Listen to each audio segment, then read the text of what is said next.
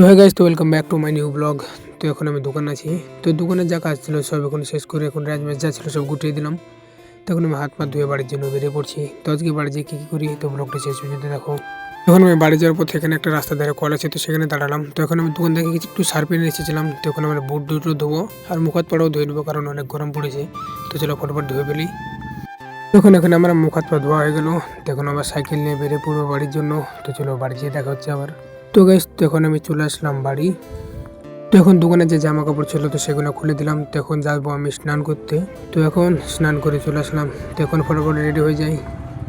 তো এখন আমি রেডি হয়ে গেলাম। তো এখন একটু বসে থাকবো, তার কারণ এখন আসরের আজান একটু টাইম আছে। এখন বাজে 3:30। তো 4টের দিকে আসর আজান দেবে।